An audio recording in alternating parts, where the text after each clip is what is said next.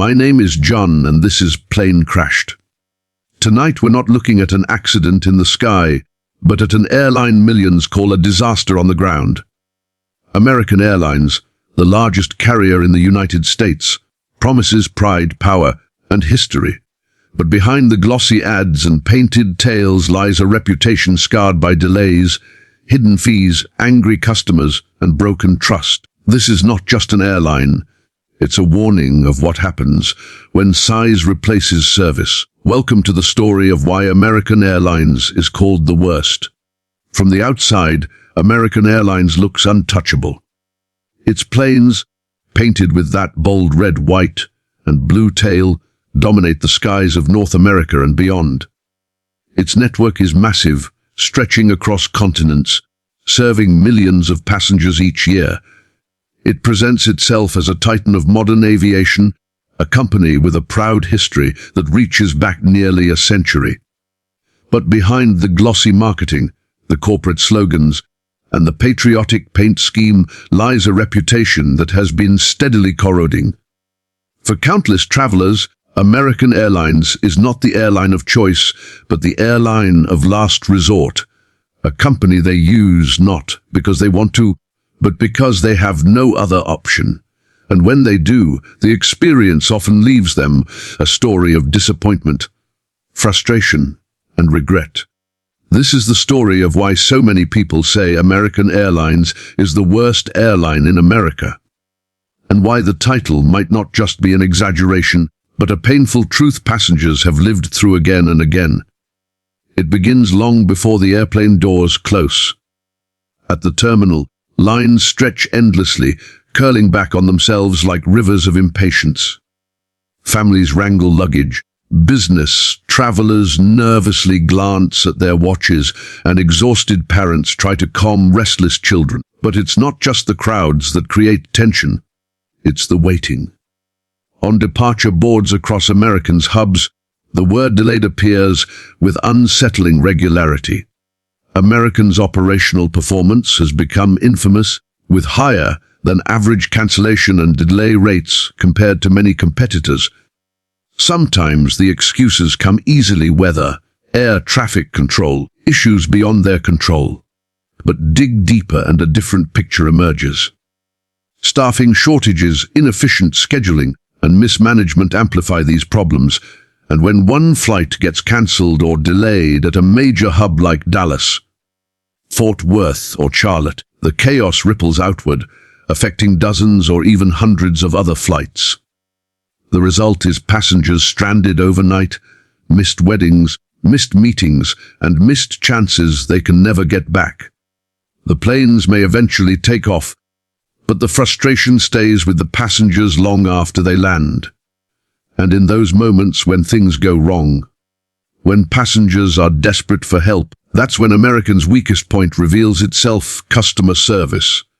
Airlines live and die on how they treat people during crises. Yet too often, passengers at American report being met with stone faces, curt replies, or worse, no help at all. Stories abound of customers waiting in hours, long rebooking lines only to be told nothing can be done, of stranded travelers sleeping on airport floors while staff vanish, and of missed connections where passengers are left to fend for themselves. Viral videos have captured confrontations between staff and customers, moments that travel the world in seconds and burn into the public's memory. The pattern becomes clear. When people need compassion, American too often delivers indifference. It is this indifference, this cold transactional approach, that transforms a bad situation into a nightmare. An airline cannot control the weather, but it can control empathy. And for many, American seems to have forgotten how. Step onto one of American's planes, and the sense of disappointment doesn't vanish. It deepens. Some flights feature newer cabins with modern seating, bigger bins, and brighter lighting. But for every refurbished aircraft, there are many more that feel like relics of another era. The seats are thin, hard, and cramped, designed not for comfort but for maximum capacity. The legroom is tighter than ever, with rows squeezed closer together to fit just a few more paying customers. The overhead bins fill quickly, leaving unlucky passengers forced to gate check bags at the last minute, only to wait anxiously at the carousel hours later. Entertainment, once a point of pride for airlines, is inconsistent here. On some flights, passengers enjoy back screens with movies and shows. On others, the seat in front of them is bare, and the only option is to use a personal phone with glitchy Wi-Fi that costs extra and often drops mid-flight. For an airline that charges as much as, and often more than, its competitors, the product feels stripped bare, like paying premium prices for a budget experience. But if the physical discomfort isn't enough, the nickel and diming leaves passengers with the bitter sense that they're being squeezed at every turn. Want to check a bag? That's a fee. Want to choose your seat so you're not separated from your child? Another fee. Want to board early to make sure there's overhead space? That'll cost you. How to? Americans' policies have become the poster child for the modern airline industry's obsession with fees, but here they feel sharper, less forgiving, and more relentless. And while other airlines sometimes balance these fees with a better onboard experience or stronger customer service, American seems content to pile them on without offering anything in return. Even loyal customers feel the sting. The Advantage frequent flyer program, once hailed as one of the best in the world, has steadily eroded. Miles are harder to redeem, seats are scarcer, and the value has dropped so far that many travelers openly say it's not worth chasing status anymore. Loyalty, once rewarded, now feels betrayed. Yet the problems of American Airlines extend beyond just policies and products. They strike at the very culture of the airline itself. Over the years, public incidents have piled up, cementing its image in the eyes of travelers. Pets mishandled and dying in cargo holds. Passengers forcibly removed from flights. Employees caught on video clashing with customers.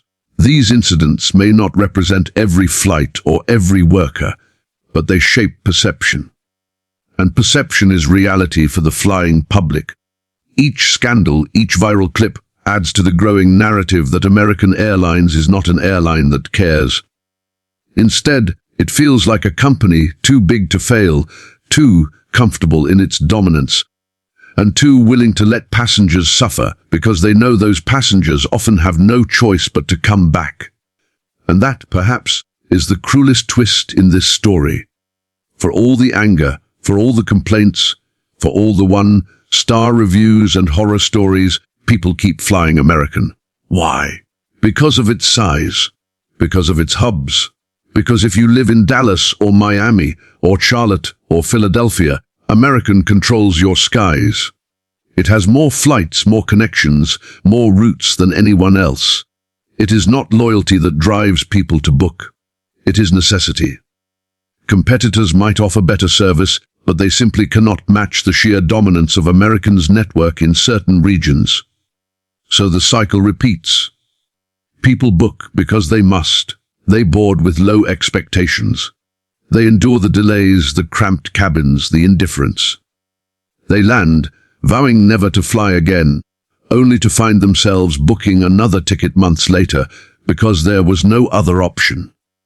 Yet even in this bleak portrait, it would be unfair to say that American Airlines is nothing but failure. Millions of flights operate safely each year. Pilots and flight attendants dedicate their lives to the craft of aviation. Ground crews work through blistering heat and freezing cold to keep planes moving. Within the giant machine of American Airlines are thousands of people who genuinely care. But the system itself, the corporate machine that prioritizes profit over passengers, efficiency over empathy, and expansion over experience, overshadows the good. What passengers feel is not the dedication of the individual, but the indifference of the brand. And in aviation, feelings matter as much as facts. Because when people step into the sky, they are not just buying a seat.